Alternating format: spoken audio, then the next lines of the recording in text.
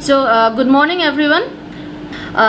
With that, I would like to welcome Mr. Menon. Thank you so much for taking out the time to talk to our students today. I know you guys don't work on Saturdays, and you are doing this especially for us. So, thank you so much for that.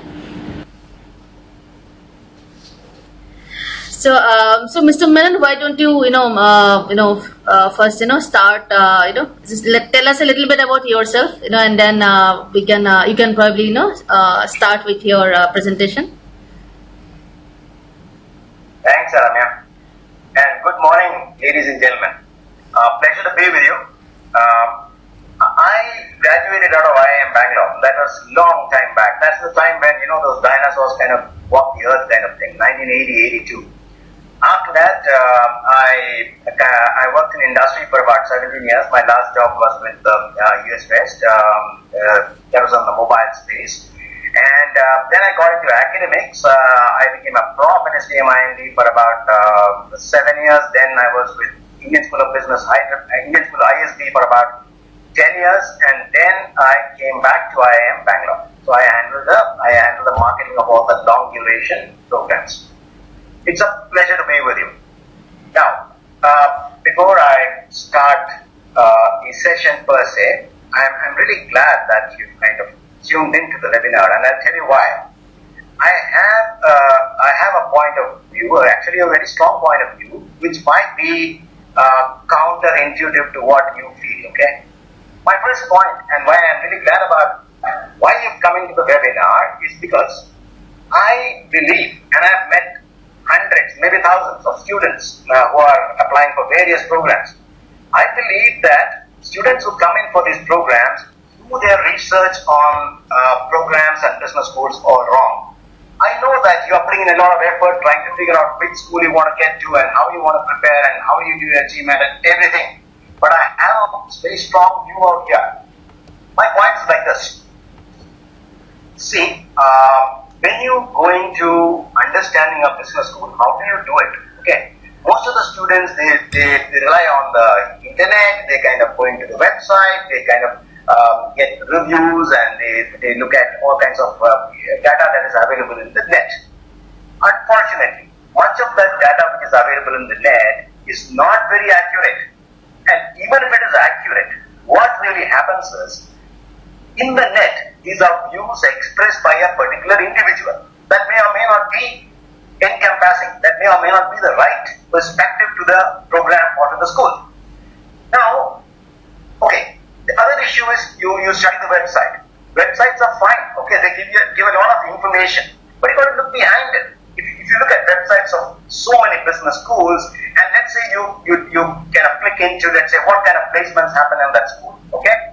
And what do you find? All the schools getting 100% placements. Now, what does this actually mean to you? Because joining up these schools is an individual decision. It's your decision. It's your future. Okay?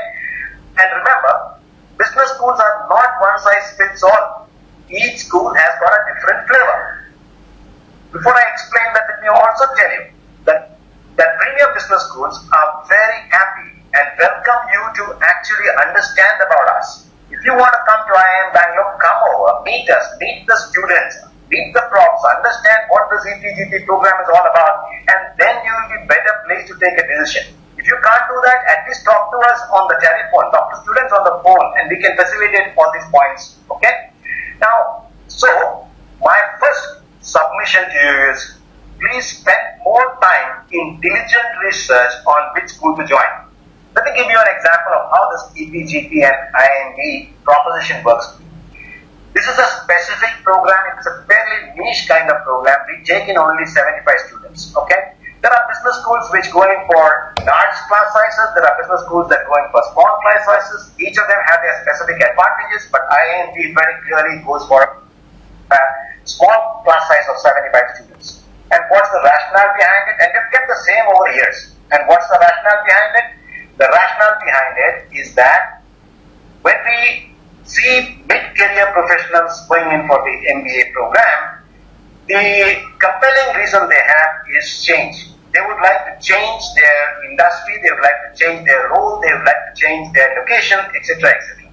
Change doesn't happen automatically, okay? Change requires effort on the part of of the student and effort on the part of the school.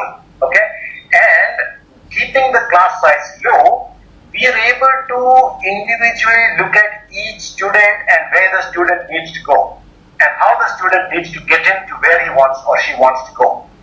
The issue here is when it comes to placements, companies have options of going outside and picking people. So you got to show the company that you are better than what is available in the marketplace. For that you require knowledge which you get through the program, but you also require fine tuning on how to manage, how to understand the attitude, skills and knowledge required for a particular job, and that is what we kind of want to specialize in doing, and that's what we want to be individualized in terms of the attention to give to the students. This slide which you can see, so our objective is to create leaders. Another quick point before the presentation itself, okay? A decision like this, where you're going to invest in your, where you're going to invest around 25 to 30 lakhs of rupees, etc., is not about getting the first job. It's about how you span your career over the next 5, 10, 15, 20 years, okay? So our whole philosophy is to create leaders and entrepreneurs through a holistic transformation, okay? We will see how that happens. Now, the slide which shows the recognition which IIMB has, this is basically towards the foreign audience, okay, international audience. I mean, the people in India don't need to be told about IIMB and where, what kind of, what ranking, FT ranking or NIRF ranking or EQUIS or Universal, etc. It is not, I think, the students or the applicants in India know all these things, but anyway you can go through it in the website, it's available. We have 5 long duration programs. On the left is the PGP, the 2-year PGP, you apply through CAT. The next is the doctoral program, equivalent to a doctoral program, the fellow program in management. Third is the executive PGP, which we're going to talk about at length. Then you have the enterprise management, which is run over weekends, and you have a public policy program. So there are 5 long duration programs. Sir, I have a question here, if I may interrupt. Yeah. So, so IIM Bangalore offers this 5. When you say long duration, you mean what do you mean by long duration MBA programs? Because I think the regular MBA is 2 years, so that is the longest one, right? Which is that was my question. What do you mean by long duration MBA program? Good question. See, there are various programs that are run by IIMB, right? From 3 days to a week to a month to 2 months to 6 months. All these are short duration programs. They are all certificate programs. Okay? Oh, right. But the long duration programs are diploma granting programs. Like the PGP, the FPM, the EPGP, EM and the PM are all diploma granting programs. Right. Just very quickly, can you just one-liner about the each of these programs? Of course, we'll talk in detail about EPGP, but can you tell us a little one-liner about these other 4 also? Oh, excellent. Yeah. PGP, I don't think I need to tell. You apply through GAT and you have those 200,000 people applying and you finally take a class of about 400 students. It's a 2-year program, very well known. The doctoral program is the fellow program in management is fantastic. You do not require experience to apply. However, experience is welcome. Here is a program which you do not have to pay for, right? IIMB pays a monthly stipend approximately about 45,000 rupees. You can specialize and become a fellow in whichever area you choose, and it normally takes about 5 years to conclude that a fellow program. So okay? This is almost so it's almost like a PhD. It is a PhD, but only thing is that we call it the fellow program in management. Right, this is one of the first programs of IIMB. Right. Started right in the very beginning. Right, and this is also a full-time program, or can other PhD programs in India, can people continue to work and while doing this program? Oh, it's more than full time. I mean, it's like extremely rigorous 5 years in campus. Oh. And you get paid for it. I mean, you get your stay, Right. you get about 45,000 rupees, you get books, you get computers, you get international trips. All Right. those things are part of the program. And how do you were selected? I mean, how do you apply for this if somebody wants to know? Excellent. Yeah, there will be a newspaper ad and all that. This happens sometime around September, October. And there are various options. You can apply with GMAT or you can take a test which we conduct out here. Then there are deep interviews. We have about 8 or 9 streams in which you can become a fellow. For each stream, you got to kind of come differently. Right. And all these details are available on the net. Right. And the PGPM, you said is enterprise management. This is on the weekend program, right? It is a Friday, Saturday over 2 years. It is continuous Friday, Saturdays over 2 years, which means it is for people who are in Bangalore or Chennai or Hyderabad or Right. close by areas, because they have to come every weekend. Right. Public policy is a very interesting program. It's a 1-year program, full time, and these are for people who want to specialize in public policy. You require 3 to 4 years of experience to apply, and you will be in a cohort which is a very senior cohort. I mean, you will have the senior people from government, you will have people from industry. So it's a cohort, it's a mixed cohort. About 40 students will be there in that program every year. Right. Great. So, yes, I will now let you continue with your presentation. Sorry for the interruption. I think it's a good thing you kind of stepped in. Please feel free, because actually a dialogue is much easier, both for the presenter and for the people who are listening. Right. That's good. Okay. So, there are 2 types of faculty, okay, who teach. There are teaching faculty and there are research-based faculty. That means faculty who are engrossed in research. The IIMB faculty are research faculty. Now, what does it imply to the student? What does it mean to the student? It means that the student is not learning from books written ages back. Okay, the student is learning about things which are right off the bat, which is happening currently, because these are research based. The faculty is on the leading edge of research. Okay, so that's the kind of learning that happens out here. So first of all, it's a 1-year full-time residential program, right? So that's clear. People ask a lot of questions as to, while I am doing this program, can I do something else? Can I kind of run my own firm also? The answer to all these questions is no, because this is serious business. It's a roller coaster thing. We do close to 630 contact hours. Okay. Now, if you look at a typical 2-year program, if you go to say a US school and do a 2-year program, that will be about 720 contact hours. 690 to 720 contact hours. Contact hours are the hours you spend in class. But this program does a minimum of 630 contact hours. You can do more. You can do 660. So in 1 year, you're doing that 660 contact hours. So it's a very rigorous program, and there is an international immersion, and there are a whole set of things which you got to do apart from just the academics portion. So it's an intense 1-year program which doesn't give you much time to do anything else except the program per se.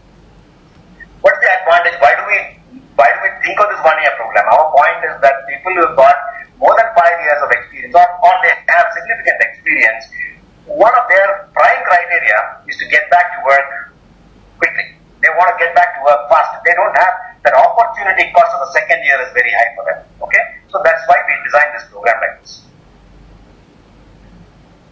Now, are there any questions on this?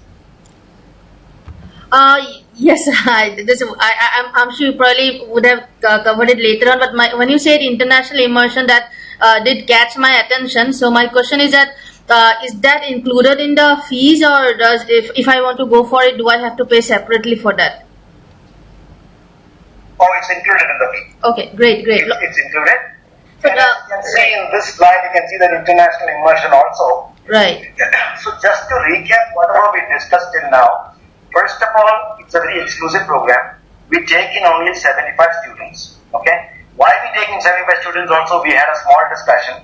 It is all about how the program runs, but also the development of the student has to run concurrently, so that at the end of the program, the desired results are achieved from the student perspective.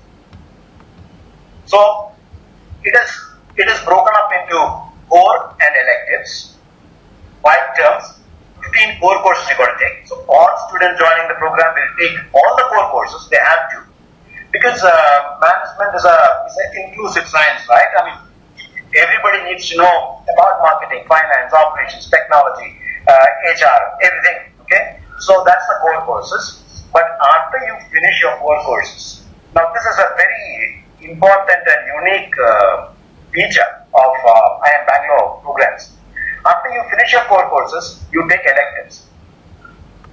When you take electives, you can choose electives from any of the other programs.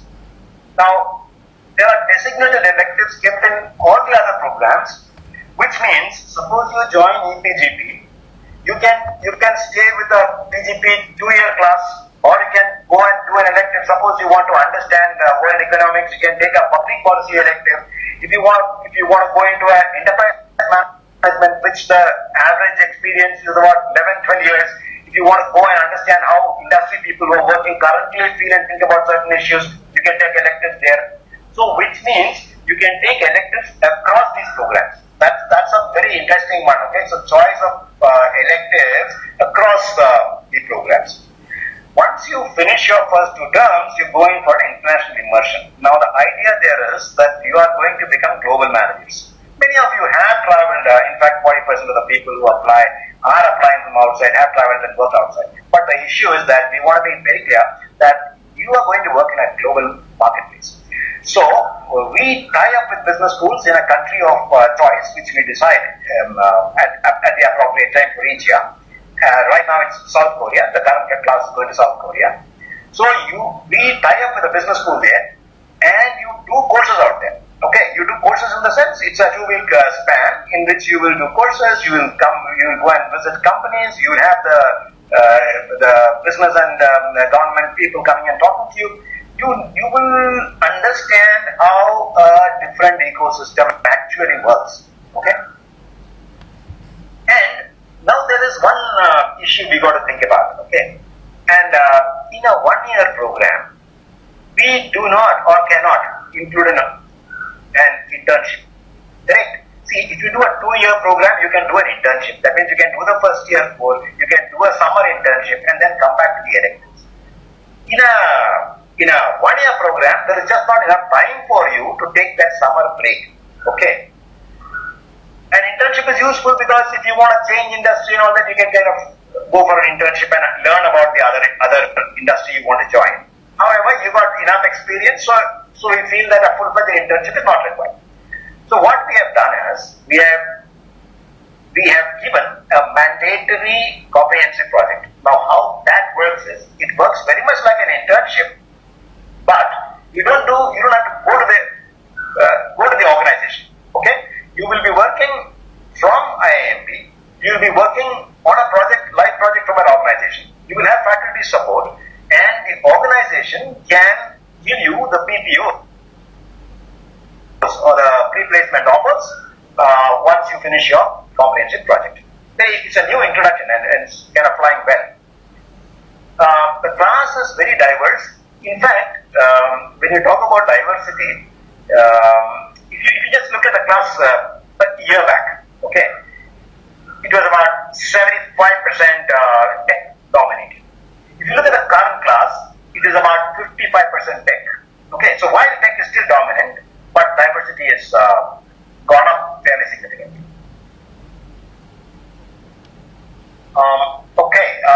So, any questions on the program before I get into placements? Right. Just one. Of course, just want to kind of just reiterate a couple of the points for our students. that this point especially. So the 5, so what it means is that you can you may be going for the EPGP program, but you can take any course if, that you want with any of the students of the 5 programs that we talked about earlier. So you can be sitting in a class with the 2-year MBA program students, or you can be sitting in a class with students of the enterprise management. Correct me if I'm wrong, right? So just because this is a very interesting point, this has a this actually increases the diversity, and for business professionals, it gives you additional networking opportunities. One of the big reasons why people with 6-7 years of work experience, they go for an MBA, is that they want to expand their network. So because you have now opportunity to interact with a lot more people over an extended period. It's not just you go and attend a class. You are taking an entire course for us, for a term. So your networking opportunities for those of you who are like aspiring entrepreneurs who want to do, use this MBA as a springboard. For you, it's actually even it's one of the reasons why you should be considering IIM Bangalore in India. So I just wanted to add that, because a lot of our students, they want to do the right.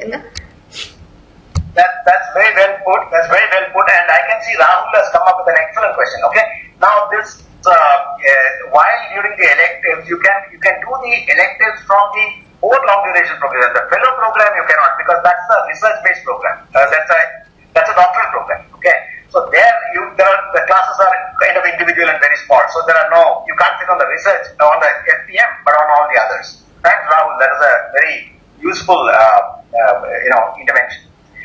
Okay, so where was I? Okay, so that's about the program, and Ayama, that was a very nice point which you raised. Okay, see, when you get into a program at the mid-career, okay, the cohorts are very important. Okay, so when you, for example, take the PGP 2 years. Okay, what's the average experience? It will be about maybe 2.5 years experience, I think. Currently it's around that. Okay, the EPGP will have about 6+ years of experience.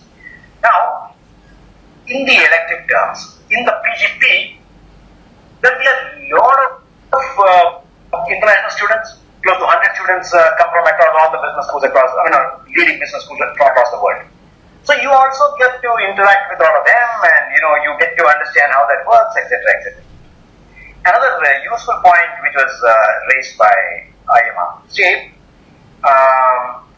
many of you, in fact, 10 years back, okay, when I was at ISB 10 years back, the question of entrepreneurship was very much on the background. Okay, very few people wanted to take on entrepreneurship. The situation has changed right now. Okay, a significant percent of the class wants to take on entrepreneurship. Okay, and we have a NSRCEL, which is the Center for Entrepreneurship. So right from ideation to incubation, you can get guided through the NSRCEL, including meeting the VCs or trying to get funding or etc. Even if you don't have an idea, NSRCEL can work with you towards, if you have the passion for entrepreneurship. Okay.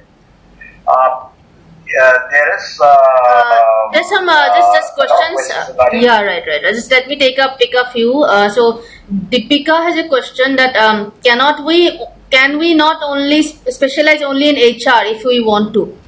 I mean, if you want to take only courses in HR. Yeah, okay, yeah, sure you can. See, the advantage or the flexibility of the program, IIM Bangalore does that way. The flexibility of the programs is that there is no specific specialization, okay. You can choose whichever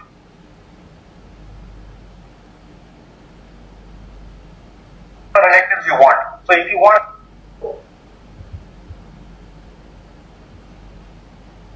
to be in, let's say, HR, you will be choosing all the HR electives. If you want to be for significant number of HR electives, significant number of marketing electives, choice, you don't have much. Okay, now there are questions questions on supply chain, right. Just let me see on admissions. Right. Let me take a few, just some a couple of them, which are just let me get a few out of the way. So, Sanket has a question whether the IIM Bangalore has an incubation cell to support entrepreneurship, prospective entrepreneurs rather. Well, yeah, that's what I was talking about the NSR-CEL, that is the NS Raghavan Center for Entrepreneurship Development. So that's available. You can during the entire 1 year, you can work also concurrently with the NSR-CEL. Right. Ravi has a question that the PMP certification is one course that many tech managers take up. Are there any such courses specially for tech managers? Can you hear me? Hello. I lost. Yeah, so Ravi's question is that now it's back, yeah. Right. Ravi's question is that the PMP certification is one course where he has seen many tech managers take up. So are there any other such courses that, especially for tech managers, See, if you look at tech, okay, right now let's take tech per se, and as he's talking about PMP or about, let's say, analytics, these are all high in demand program courses. Now, the program gives you flexibility during electives to choose those electives. You don't have any special program that is concurrently running and you cannot do another program, but you can take electives across whatever you want. Right. Yes, please proceed. Okay, so where are we? Number one, pay attention to how you choose a B school. I told you, spend time and attention, understanding about the nitty-gritty of the school. Then we talked about the long-term nature of MBA program. We talked about the EPGP as the program flies, and we talked about the faculty. Okay, so now you have joined in April. You have come down to around April, May, June is over. By the time in April, May, June itself. See, it's a very time-compressed program. Add another fact to it. Around 80% of the students change their careers. That's a huge number. Okay. Now, from the time you join, by the time April, May, June has passed, the preliminary scanning has been completed. Okay. So you meet with all of us, and we try to understand from you where you want to go, how you want to go. Okay, and we also give you a roadmap on what is required. Okay, now suppose you are coming in from, let's say, the marketing domain, and you want to go back to marketing. No sweat. I mean, then you don't have to do too much. You just go with the program and you just hone your skills on interviews. But let's say you are coming from let's say you got about 6 years of IT program, software experience, and you want to move into, let's say, FMCG or B2B marketing. That's not very easy, okay? So there, a preparation roadmap is made. Now that's the first thing you're seeing on that slide, okay? So there's an interest mapping and a preparation roadmap after the one-to-one career. This happens right in the beginning. Now, IIMB also, see now, placements in IIMB is twofold. The students drive the placements, but there is also a marketing team behind who creates linkages and holds linkages with companies. That's a unique funda, by the way. So what the marketing team does, see, I'm in the marketing team. So what we do is we create strong contacts with companies. Okay, in the long term, the career development center services and the marketing team. The students run placements. The students' clubs, you can see the third icon, the student clubs, okay, which are all elected members. They are very instrumental in, number one, reaching out to companies, number two, getting the right speakers to come, number three, understanding the requirements. What do I mean by understanding the requirements? Okay. Now, many of you, actually, even after 3 months in the program, may not be quite sure where you want to go. Okay, you just have a fuzzy idea. Okay, I want to get into something, etc., etc. So when you go to the club or when you meet us, we will kind of sketch out all the ideas that is open to you. Okay, and then the club people, say the marketing club. Okay, the marketing club has a very good idea that out of 75 people, we want 43 people wants to go to, say, sales and marketing, of which 7 wants branding and 18 wants B2B and 4 wants B2C and 15 want supply chain, etc., etc., etc. And that is the basis on which we reach out to market. We are a unique, absolutely unique in terms of placements, okay? And I've been handling placements now for about, how many years? 17, 19 years. So my contention is, when it comes to placements, again it's not one size fits all. Again, it is not enough that you simply call all the companies which you can and get them to come here and then hope for the best and hope that the matching happens. No, especially for EPGP. For EPGP, we understand where the students are coming from, and sometimes even two students would form a team, form a cohort where we have to go separately and get companies. So we, based on this profiling of students, get the companies to come. It is not the other way around. That bluish-green circle, where you're seeing industry speakers, domain deep dives, skill development, alumni connect. Most schools do all these things. But the difference here is that these are very finely orchestrated out here. Okay? So it is not just industry speakers coming and giving GMAT. Okay? It is industry speakers coming in and talking about domain deep dive. And that is very clear. See, the devil is in the details. How do you create speaker sessions? How do you do a domain deep dive? How do you develop skills? How do you get alumni connected? All those are critical factors which we try to do to the best of our ability. I'm not saying that we are 100%, but we are on our way. Okay? So once you join in April, May, June, July, August, you have already got some clarity on where you want to go. Then your resume review happens. At this point of time, many of you about say 3 to 5% of class, which is significant as I see it. Okay, say about 3-4 people will take on entrepreneurship. Then you have interviews, pre-placement talks, etc., etc. Now, since this is a unique opportunity I'm getting with so many of you, let me also try to put in your mind as to how this process is done. It is very important to understand. Okay. What I will do for you is I will take you through a session I had with a student day before yesterday. Of course, without naming the student and all. This student, she is an engineer. She was studying in BITS Pilani, and she had about 5 years working in Infosys. And her interest was to get on to, she wanted to explore roles in what are the opportunities available. Now you look at this profile, 5 years, IT, engineer, what next? Okay, draw a line out here. On the other side, what are the options that open out to her? Number one, she can get into mainstream consulting, and consulting has the strategy consults and the technology consults. Okay, so mainstream consulting and etc. They don't worry about what is the what background you come from and experience. They're looking at the ability for you to be your critical thinking, your experience, your critical thinking, your case cracking ability, your personality, etc. So you have strategic consulting, you have technology consulting. Then you can get into a whole set of business development. Business development are sales roles. Okay, you can do business development in the technology sector. You can do business development in the non-tech sector. If you are a mechanical engineer, okay, companies will come because of your mechanical engineering plus IIMB, EPGP to give you jobs on sales and marketing on B2B. Okay, so that's another stream that opens up. You can get back to IT if you want.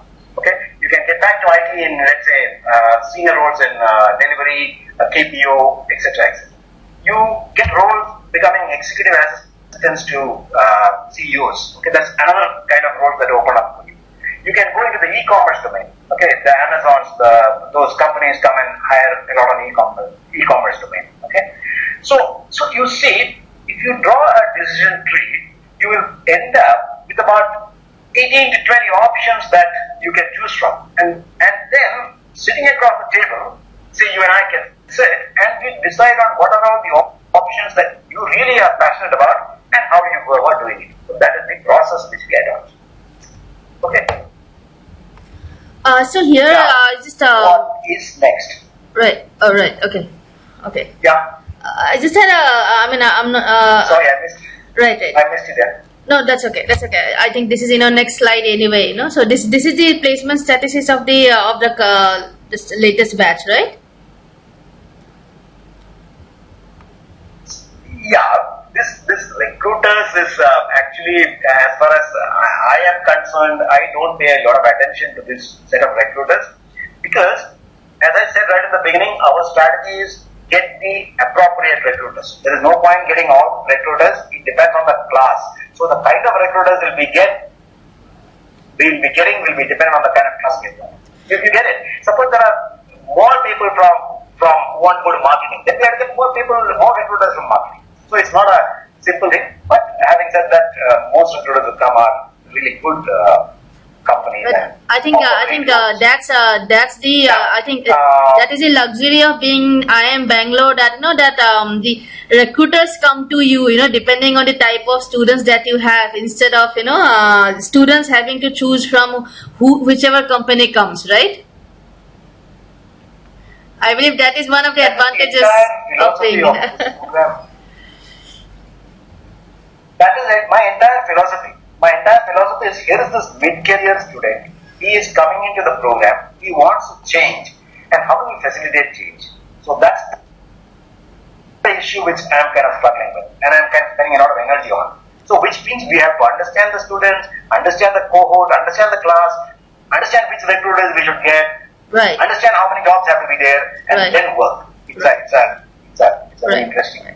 So doesn't just got over, okay? Oh, okay, great. I just have there's a very interesting question, that when an industry comes to recruit, let's say 23% of the first class. Yep. Right. So when so 23, almost 24% of the class got hired in the IT product domain, let's say. So when an IT company comes, looking for somebody to manage a IT product, how much weightage do they give, to people who have, to candidates pre-MBA work experience? For instance, if I am from marketing and now I want to go into finance, so what are my chances compared to one of my classmates who was a CA and was in the finance domain and also applying for the to the same company for the same kind of finance profile? Perfect. Good question. Very good question. See, the marketplace is a rational marketplace. Okay. So if I am the recruiter and I've got two profiles, both are equal profiles. One person comes with exactly the experience which I want, and another person comes with a experience which is completely different. I'll go for the student who has got the experience which I am from. But having said that, if the second student doesn't have the relevant experience, but shows me that he or she is passionate and that she has taken, telling things is not enough. That means you can't just tell the recruiter, I'm passionate about sales and marketing, I'm coming from technology, I want to move. No.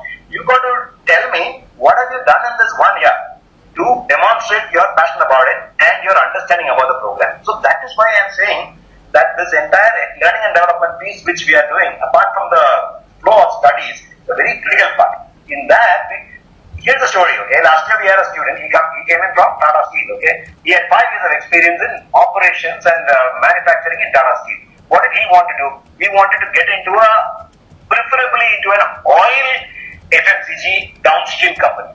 Now that's like tough, right? I mean, you've done steel manufacturing and you want to get into FMCG oil, right? So he came, he spent time with me, I told him right at the beginning, listen, this is a very powerful shift you're trying to do, we will do our best. But the thing is, this chap, he really put in effort. He understood the oil companies, he went to the oil companies, understood how downstream works, what are the discounts, what are the distributors, did the whole thing, worked with me on how marketing happens, etc., etc. And finally, he got a job with a premier oil company in their as a head of distribution. So it is what you do with the 1 year you have. The support from our side is phenomenal. There's no doubt about that. Okay?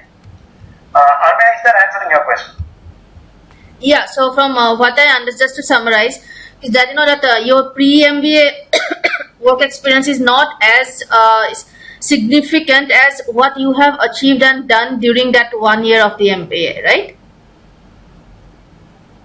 In terms of recruiters, that is slightly tricky there, because the pre-MBA experience is certainly important. Yeah. It gets to be more and more important as you have more and more experience. Suppose you got 10 years of experience, then your pre-MBA experience becomes very important. So you cannot write off pre-MBA experience, but you got to add the next part of it. That's the issue. So Okay. if somebody wants to shift industry, let's say I'm a software engineer. Now I want to go into finance. So what preparations? I mean, will I get guidance from somebody as soon as I join the MBA program? Will I get guidance from somebody to tell me that, okay, now these are the steps that you should be taking. These are the electives that you should be taking.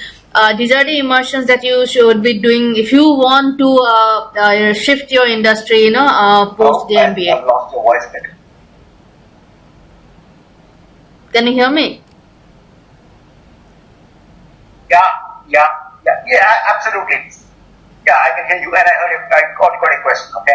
See, if you look at this picture, see, this interest and need mapping starts on the first 2 weeks itself. Okay. So if you are wanting to do a major change, right, then you are flagged off. We know that you're wanting to get the change. And for example, if you take me, I'm from industry. I'm from this whole academic stream.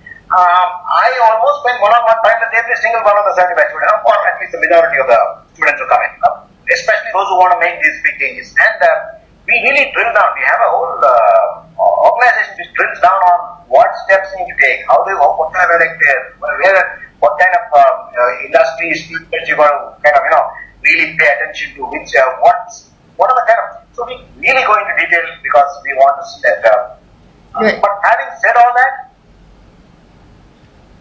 Right. All this is voluntary. It is up to the student. Okay, we want to kind of spend time with you. No, it's up to you. You come and we are there. Complete. And our team is very strong. I mean, you've got enough experience to be able to do some strong counseling. In fact, I would say that people make institutions, right? So that's where we are. Now, just one thing, last slide, 1 point, the average salary was 23.6, this is CTC, okay, cost to company, range was 16 to 40, and you saw the kind of recruiters that come and the areas that we go into. The class has 30% female, the age is 33, high is 33, low is 26, average 29. Work experience average is about 6+ years, and the average GMAT score is 709. So can you just sorry to interrupt. Right, sorry to interrupt. Just a couple of questions on this right on this slide. So that the work experience part, because I mean, a lot of students feel that for the IIM 1 year program you need to have 7 years of work experience. So do you have a cutoff? What is your work experience cutoff? 5 years. So you need to be 5 years as on 31st March 2018. But how about the minimum 53 months? So it's not 60 months. So how did so do you also then consider some exceptional cases? That's a good question. Last year it was 4 years. Okay, the cutoff was 4 years. Yeah. Right. So, but this year it is 5 years. Correct. Right. So those of you, I hope you heard the work experience requirements. So that is 60 months is your requirement. If somebody just falls short by 3-4 months, is that okay, or is it like hardcore 60 months? Even if it is a day, it's not okay, because we are a government institution, so there's just no flexibility in all these points. Right. So everybody, just those of you who are, I hope you heard this point that this year the work experience cutoff is 60 months, right? So you should have 60 months till the beginning of the session, right? As on 31st March 2018. Right. So by 31st March 2018, you should have 60 months of work experience. Even if it is 59 months or 59.5 months or 58 months, you are not eligible. You have to have 60 months of work experience till the till 31st March 2018. Please be very, very careful of this requirement. Okay, and also just you brought up the point that you are a government institute. So now that brings to the next my next question, that in your 75 students, is there anything like quota and all, because government institutes have those, right? We have the quota specified for the PGP. That's a 2-year program. Right, but not for the EPGP. Not for this. Okay, right. Yeah, not for the HCP program. Yeah. Also for your this EPGP program, do you accept the GRE score? But having said that, just 1 second, Ayama. Right. So, having said that, if people are coming from disadvantaged backgrounds, all things being equal, we give preference to them. But that's about it. Right, but not like preset quota, right? Yeah, exactly. Now, my next question was: do you also accept GRE score for the program? Yeah, we do. So, if you're taking GRE, then there is on the net there is a converter GRE to GMAT score. Okay. So if you take the GRE score, you convert it to GMAT score and see where it lands. Okay. So if the average GMAT score is 709, then they should just use the calculator to find what is the equivalent GRE score, right? That's correct. Do you also prefer the GMAT score over the GRE score, or prefer the GRE score over the GMAT score? Any such thing? No, both are same for us. Of course, when we do the weighted average indexing, we take the GMAT score, but we take the converted GRE to GMAT score. Right.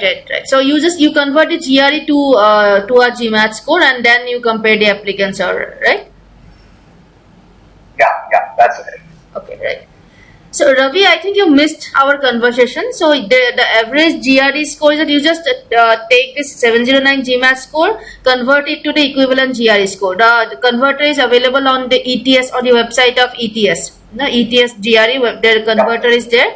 Just plug in 709 and you will get the equivalent GRE score. Okay, yeah, Karan. The other way around. You can plug in your GRE score and get Right. So Karan has an interesting question. What is the lowest GMAT score? I'm not.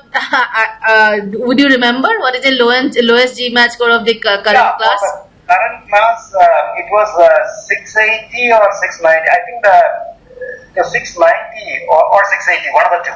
Okay, right. So not much room to play around. So you guys 680 or 690. Right. I don't exactly remember, but it was there. Right. So Karan, what you should understand is that IIM Bangalore is a very very sought after program and only 75 students. So you cannot expect the lowest GMAT score to fall to a 600 or 620 level. So 680. I think if you are planning to apply to IIM Bangalore, you should at least try to have a 710. Because that's the average, the higher the better. Of course, if the rest of your profile is extremely amazing, then yes, you can get in at a 680 also. But I would not target that as the GMAT score. Is that a fair statement? That's yeah. You put it correctly. I mean, if you have some exceptional skill sets, then you can go down to about 680. But I think you should definitely. If you are below, say, 680 and all that, you should try to retake the GMAT and kind of be there. Even though GMAT is not the only criteria, but still, it's good to have a higher GMAT score. And here is a question I think, Arima, we should take that. This Venkat was whether 10 to 12 years or more experience, what happens? See, we have a 5-year, 12-year, but the 12-year is a preferable number. Okay? Which means that we also consider people who have got about 12 years. Right. Preferable number. So 5 years is mandatory. 5 years is mandatory, but for 10, 12 years, that's also, that's also perfectly fine, right? It can be about 12 also. It's 12 years is a preferable thing. Oh, okay. Right, okay. Right. So let's come to the criteria, guys. I think rest of all your questions are related to the admissions criteria only. So let Mr. Menon go through the criteria, then we can take your questions. Yeah. Great. Thanks. Okay. So how do we choose? It's a holistic process. If you want to kind of look at it, there are 3 components to the whole thing. You have your academics, you have your leadership, you have your personality. Your academics is your class 10, class 12, undergrad, GMAT score, etc. Now, you can't be weak across all these factors. See, all of you have finished your graduation, so you can't do much about that, okay? So, if your graduation scores are weak, you certainly need a high GMAT score. You can't have a low on the academic quotient. The leadership is determined by the kind of work you have done, your achievements, what do the people who recommend you, what do they talk about, how have you made your application, your SOP, all those things, statement of purpose, all those things become important in the second one. And the third one, we do a interview and a small test. That means when the shortlisted and come for the interview, there'll be a small written test. Written test in the sense there'll be a topic given to you and you've got to just write one page about it. So these are two things that we do to understand. And then we take an interview. Interview is taken by a faculty and an alumni kind of competition. So you have 5 to 12 years, you have your GMAT or GRE, you have to spend time in crafting a good SOP, statement of purpose. Now I'll tell you what I mean by that, okay? See, many students just plug in all what they think they have done and let the evaluator take a call, ye acha hai kya nahi hai. My way of looking at how you make a good application is prioritize the best things about your profile and highlight those best things so that doesn't get missed. You get it? Instead of just giving laundry list, just prioritize and put your main key points out there. Academic performance, achievements, 2 reference letters and a written analysis test as you come for the interview. Any questions on this? Yeah. So when you mean academic performance, so you mean bachelor's degrees, grades, or do you also, the class 10th and 12th marks also? Yeah, everything, because it's a weighted score coming out in academics. So class 10th marks, class 12th marks, bachelor's degrees marks, and of course the quality of the bachelor's degree college also, I'm assuming. No, it's basically, there is some structuring around that, but basically it's the kind of marks you've got in a competitive environment on class 10, class 12, undergrad and your GMAT. Right. And when you say achievements, so what type of achievements? Achievements in just only work related or academic related, or can be achievements in extracurricular activities as well?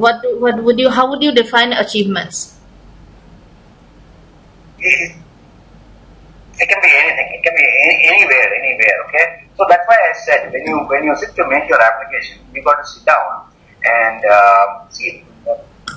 say whatever, wherever. See, what do we do?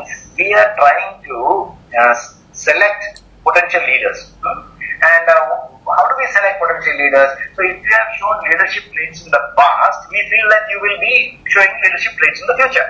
So whatever leadership traits you have shown in the past, be it in academics or be it in extracurricular or be it in college, school, work environment, wherever you have shown where you really shown some leadership thing, put it into the paper so that we understand that easily. So any type of leadership. Sanket is asking, is it possible to meet you in person? The answer is yes. See, that is why I started. In fact, if there is one message I want to communicate, it is this. If you take the effort to understand, to come over here, David Purishne, one chap came in from Bombay. Excellent. I mean, he came because I had actually gone to Bombay, done a presentation there, and this chap came over here. He came, he met the students, he understood what is their stay, where do you stay, how is the spouse, the spouse gets jobs, do children get crashes, what kind of food you get here. He spoke to the faculty, understood what, if he wants to go to strategy, what he's got to do. He met all of us, understood what kind of, he had 10 years of experience, he had special, ideas on where he wanted to go. So he understood all that, and I was very happy with him. See, that is, so to answer your question, Sanket, it's like we are more than welcome. Of course, you've got to get a time and all that. I may be traveling, I may not be here. That's a different matter. But the answer is resounding yes. So there's another, I'll just take a couple of questions. Rachit has this question that do we need to submit the reference letters along with the application or after selection? Along with the application, right? And then there's this that round 1 and round 2. So are there any distinct advantages of applying to any particular round, or do candidates get equal weightage, or profiles get equal weightage in both the rounds? Thanks. I just missed that. See, technically what we try to do is to keep both the rounds the same. Okay, R1 and R2, we try to keep it the same. Okay, but remember, it is okay.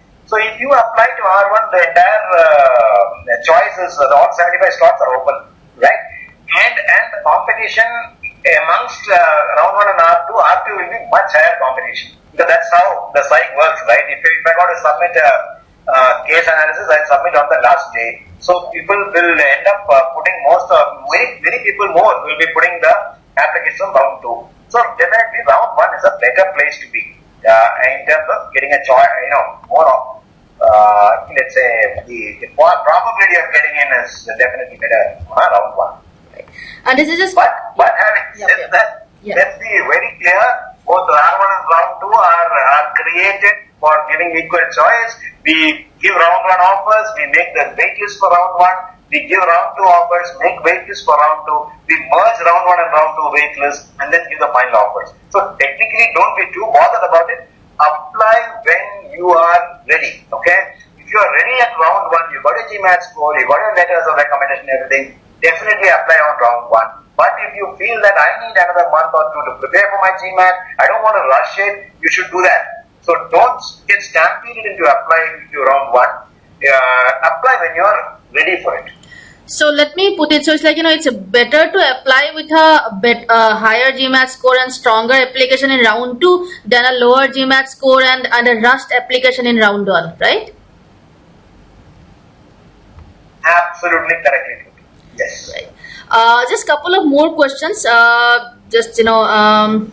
For IT professionals, considering that many applicants come from the IT domain, what should a student do apart from a good GMAT score? Will international experience, international exposure, or offshore trips, will those help to make the profile stand out from the other IT applicants, kind of thing?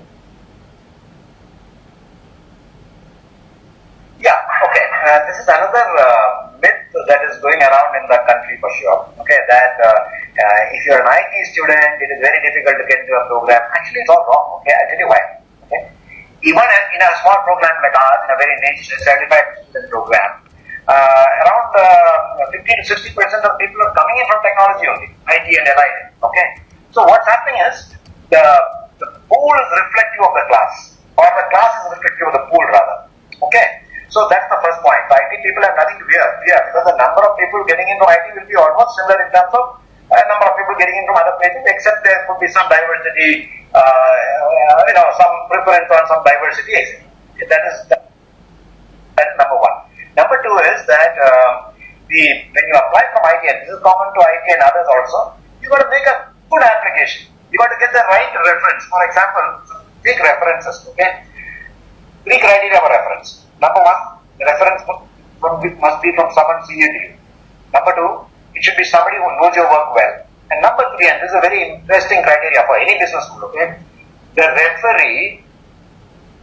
referee's work should ideally have been impacted by your work. Think about it. Okay. Suppose I am working for you, okay? And if what I do is impacting your work, then you become an excellent referee for me. These are the 3 criteria for a good reference. So you just have to make a good application. Right. So just a couple of questions around that. I think it is a very interesting thing that you say that the referee's work must be impacted by your work. So by that definition, it is not a good idea to just look at the designation of the referee and take it from your manager's manager, instead of taking from your immediate manager. I think those are some common mistakes that students tend to make because they feel that if the higher the designation of their recommended a bit, more significance it's given, etc. Right? You're right. But one thing that this opens out also is that if you realize these 3 criteria, I have not said it must be from the immediate company. Right. Many students may not want to go to an immediate company. It doesn't matter. Yes. The 3 criteria. So if you work in another company and you had your boss who will give you a reference, that becomes an excellent reference. Right. But just going for the highest guy whom you know, because that is not the right way to give a reference. Right. I mean, because when we assess references, we've been in the business, so we know what reference means. Right, exactly. So we really go into the depth. That's the thing. And also, some can they take from professors in college? I mean, after 5-6 years of work experience, I never recommend students to take it from this college professors. What is your take on that? You're correct. No, you're correct. You're absolutely correct. Right. Also, for people who are entrepreneurs or family business, so for them, no, they should be taking letters of recommendation from business associates and clients, right? Correct. Absolutely. You can't get it from your family. Yep. So you got to go out and get references from business associates, clients. And the SCs, the SOP that you said, is it supposed to be submitted along with the application or after you get selected? Everything is along with the application. Right. So actually, in India, some of the other IIMs have different processes. So I think that's why they are asking. That. Do you have a fixed number of students that you try to that you do take in round one?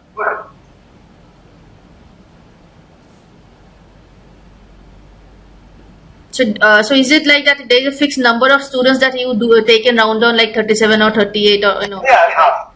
Right. Class size. So around 40 round one, 40 round two. Okay, right. Yeah, wait. Okay. And if somebody wants to submit more than 2 letters of recommendation, can they do that? No. We need to only. Okay, right. Okay, so I think there were a lot of questions around reference letters. So you can so just to summarize in our discussion of reference letters, don't go and take the letter of recommendation from the biggest person or biggest boss that you know. The person should have worked with you directly. You should be a supervisor, somebody senior to you, somebody whose work should have been impacted by your work. It's not mandatory for you to take a letter of recommendation from your current employer. Previous employers or previous bosses should also work. Don't take letters of recommendation from your college professors and all. That's a little, too much into the past, I guess. And people in the family business, people who don't have bosses, that is not people who are their own bosses, the reference letter should come from business associates and clients, but not family members, right? I hope I have summarized the reference letter requirements. Excellently summarized. Okay, thank you. Yeah. So if somebody now, average profile, let's say software engineer, 5 years of work experience, which is the profile of most of our students, how would you recommend the person to work on his profile now? If he wants to apply, so what should he do to make his application stand out? Good question. See, number one, try to understand the B-School. Again and again, I come to the same story. Okay, try to understand the B-School. Talk to us. Okay, figure out what you want. That's number one. Because each person you're not a mass product. Each person is an individual. Okay, so first of all, understand the B-School requirements. Number two is like what we discussed. Okay, you go through your entire how much back you want to go into your history and figure out what is it that you have done. And believe me, see, many students come and tell me, we are all IT guys, there's nothing differentiating us. And I strongly disagree. Every individual has something which is different. Let me give you a small example, okay? A major interviewer, one of the top interviewers who did a placement interview recently, the entire discussion with the student was about stamp collection. Because that student had a phenomenal stamp collection, and it was a 45-minute partner interview on stamp collection. Why? Because the partner wants to know how deep you are in your interests. Okay, it is similar with us. We want to know what are your interests and how deeply interested you are. What have you done? Have you been a head boy in school? Have you been a head girl in school? Have you done some quantifiable things in sports or all those things come in very handy when we interview you also. So think about don't think that you are just an IT professional, 5 years, nothing differentiates me, I am doing software coding. It is not like that. We want to see the real you. And I'm not talking about just IIMB or something. I'm talking about a B-School in general. Right. So, just one more question that that if somebody has international work experience, does that make the profile little better? Yes, it does. It does. It carries, yeah, definitely. Okay, so any more questions, guys? Any questions around the admissions applications criteria before we go on to fees and the finances part? Any questions on the application criteria? Okay, does a master's degree add in the academic angle? Let's say how would a bachelor's degree, somebody who has a pure bachelor's degree, somebody who has a bachelor's degree plus a master's or plus tons of certificates from diplomas and certificates, Matters. Yeah, it all matters. We look at the entire academic piece, even though the weightages are towards the undergrad, but everything matters. So and there are these online Coursera, edX, in Udemy. So certificates and courses done through these platforms, do they carry any weightage? Yeah, it's a good question again. See, here is the catch. Okay, see all these questions. What you're trying to kind of get into the piecemeal thing. Students do that. Okay, the question is that will Coursera matter?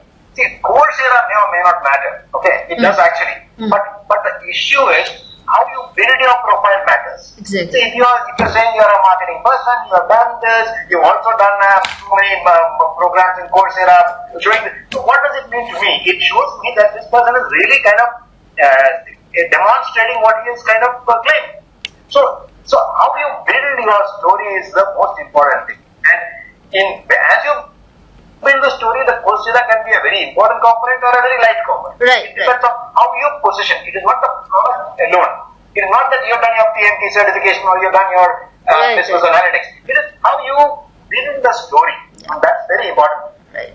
Anywhere, any application. Right. So my recommendation to you guys is that don't do stuff for this for the sake of doing it. If you are doing a Coursera application or a course, it should not be to get the certificate. It should be more to enhance your learning, to add to your learning, or to explore your interests. There should be a reason, just not purely I want the certificate so that my academic performance gets looks good. I think that is the totally wrong reason for pursuing any activity. There should be, it's more like as Mr. Menon said, there is no there will be no story to it. If you say I took these courses because I wanted to apply to IIMB, I don't think that works. It should be more in sync with, let's say you are a software engineer and you want to learn finance, so you take a couple of you have taken a couple of online courses on Coursera from the top business schools in the world. Now that is a story because you are exploring your interests, etc. So don't do stuff for the sake of the application.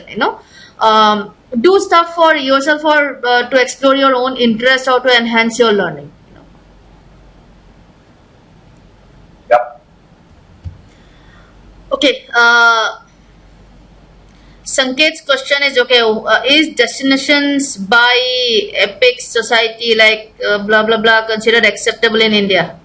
Designation. I didn't get the question. So right. Yeah, Sanket, it is like this. As far as we are concerned, first of all, you got to get over the basic degree qualification thing, okay? To apply. Once you've met all the parameters, then everything additional which you have done, all those things you can project in your SOP and in multiple spaces you have in the application, and they will add composite value to your entire application.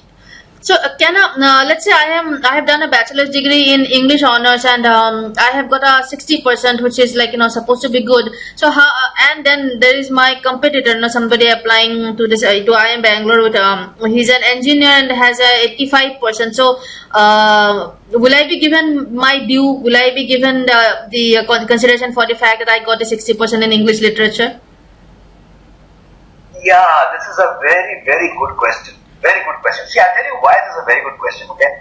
See, while we take care to kind of rationalize and all that, we still may not be able to crack it properly. Okay, for example, if you're studying in Calcutta and you're getting a 70%, it's like top score. Right. If you're studying in another state, that 70 might be just middling score. Okay. Right. So if you've got something exceptional based on a particular state or anything, you should definitely bring that up. Why lose that opportunity of projecting your candidature correctly? Right. So you should, even if we take it or we don't take it, that's a different, that's the second part. But the first part is you should position yourself. You should tell us that you are the topper. Right. So basically, my recommendation to you guys who are applying is that don't assume that the business school will know about about the gradings of your university or about your program. Is there anything unique? Okay. If you are in the top 5% of your class or 10%, or you may be the topper in your class with 58% in BA history. So do mention that. Correct. Exactly. And let's say I did my bachelor's degree in engineering, and I have a very bad percentage, let's say 55%, irrespective of the university. But then I became serious. I did my MTech, let's say, and I did exceptionally well. So can I compensate for my poor bachelor's degree scores with a very good master's degree or post bachelor's degree courses? Partially, but you also need a good GMAT score. But a good GMAT score, so if somebody has messed up their bachelor's degree for whatever reason, they can still try for some redemption by getting a high GMAT score, right? Correct. That's right. Right. Okay. Also, any questions? Any other questions related to the admissions criteria? Because this is this is extremely important segment, of course. Any questions? Because get these questions clarified, because these are the admissions criteria. Correct. 15 plus years of work experience, good, no, I don't see any problem with that. That should be okay. It is okay, but you need to see. You're not going to get any concessions because you got 15 years. You got to have a strong GMAT. You have to have your graduation. You have to, demonstrable experience. All that is required. Okay, Karan, for the EPGP program, there is no GD round. Correct. Subramaniam's question is, having 10 years of experience, 3 years in IT, 7 in marketing, what GMAT score? Okay, I don't think that's a question Mr. Menon would be able to reply to you, because there are a lot of other things in the profile. We did cover GMAT score. We said the average is 709. So you should be targeting a 710. I mean, the competition is really stiff. Last year 680 was the absolute minimum. So just you can use these numbers and interpret it your own way, right? I don't think Mr. Menon can give you the exact GMAT score that you need to get in, without looking at comprehensively at the rest of your profile, without looking at the SOP, etc. Exactly. But having said that, see, the range is, last year's range was, as I said, 680 or 690 to 760 or something. And 709 is an important figure because that's an average figure. Right. So if your academics are weak, etc., you must certainly be around that, the average or higher. Right. If your academics are very strong, you can kind of work with a slightly lower GMAT. Right. But why should you try for a lower GMAT? Yeah. That would be my recommendation as well, because the last year's average was 709. This year, if you get exceptional bunch of applicants, the 701 might go up to 721. Who knows? So that is true. Right. So guys, when you are targeting, I mean, I don't have to tell you this. Your teachers probably tell this to you in every class. When you are targeting, when you're preparing for the GMAT, 800 should be your target.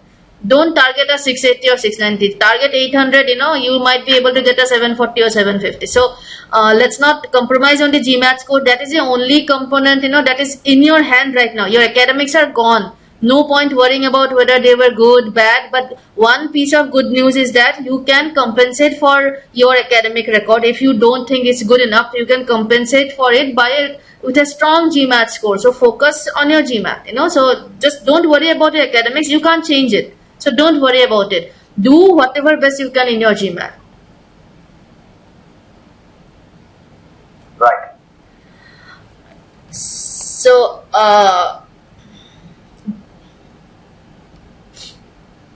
this was the class. This is a class profile. Yeah. Sorry. Yeah. So I just said this was the profile of the current class, right? Which one? Here the incoming functions, incoming sectors. Yeah, that is earlier. So now we're going on to the fees and all that, right? Right. Yeah, we go to the fees and so the investment. This is 17-18 batch, by the way. So we don't know what the GST impact and all is actually going to result in. Yeah. So roughly around the kind of fees. This 15% would go up to 18, maybe, so expect a higher fees, my recommendation.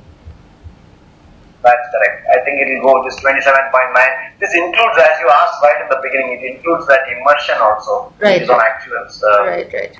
So, and this is all encompassing. I mean, the total thing, by the way. Right. The fees includes accommodation and everything. Right. Then you get, somebody had asked about loans and all that. Majority of our students are taking their own loans and kind of coming in. Actually, by 80-90% will be coming with loans. And scholarships this year, I just left it blank because this year's scholarship we had not decided. Last year we gave 5 lakh scholarships at entry to 10 people. This time I don't know what the structuring of scholarships is going to be. So last year 10 people got 5 lakh scholarship, right? That's last year, but this year is not. Still not. So this is the last year, guys. 10 people got out of 75. 10 people got scholarship of 5 lakhs. So, if you are thinking of IIM Bangalore at this planning stage, I would not bank on getting a scholarship. I would take care of my finances. So Venkat's question is, how do people with monthly home loan EMI manage to take this course without an income? So you will have to find a way to keep on paying your home loan, and maybe your wife or maybe your father, somebody will need to take a loan, will help you take a loan for the MBA, and you will have to find a way to keep on paying the EMI. I don't think IIM Bangalore can help you with your home loan EMIs.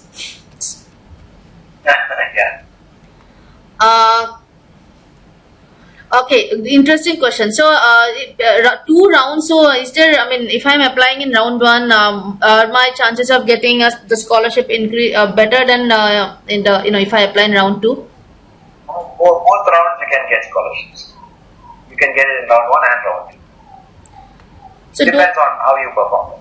Right. So those of you who didn't get it, if you are not married, if it's just you, then the fees is around 28 lakhs. So there will be some increase this year. So around 30 lakhs you should think of, And if you have your wife and children, if you need family accommodation, then the fees is close to 30 lakhs, and it will probably be around 32 lakhs. Right, Sunil? I hope that if that fees is clear. Maybe I see the only change which I anticipate is on that 4%.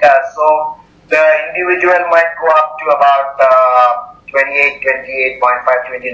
Right. 29, and the other thing might go to 30.5 or something. Right. Okay. So those are the 2 fees. Whether you want family, depending on the family, whether you are going to take your family to IIM Bangalore or whether you are going on your own. Depending on that, the fees are two fees available. And where people will stay is just next to campus. We have got apartments for the entire family, 2-bedroom houses, furnished houses. That's where you stay. Right. Okay, so the question is, so I think a lot of people want to know how to fix appointment with you to go and meet you on campus. But they can just mail me and come over. Or even telephone, whatever it is. I'm very accessible. So only thing is they got to figure out when I am there and come over. If they want to meet me, otherwise they can call me. So my mobile is also there. It's available. So they're asking for an email ID. I think these are the dates, Yeah. These are the email. Yeah. These are the. My mail ID is you can give them my email ID is vk.menon at iimb.mn.in. So I have typed in Mr. Menon's email ID. So feel free to email him and ask for his appointment. Check with his availability. Yeah, and right. And if you are in Bangalore, so if you are from Bangalore, you can definitely definitely visit. So I think we are able to cover all the areas that people had concerns or worries or questions about. So, all right, Mr. Menon, thank you so much. For coming on a Saturday morning, and I believe our students. My pleasure.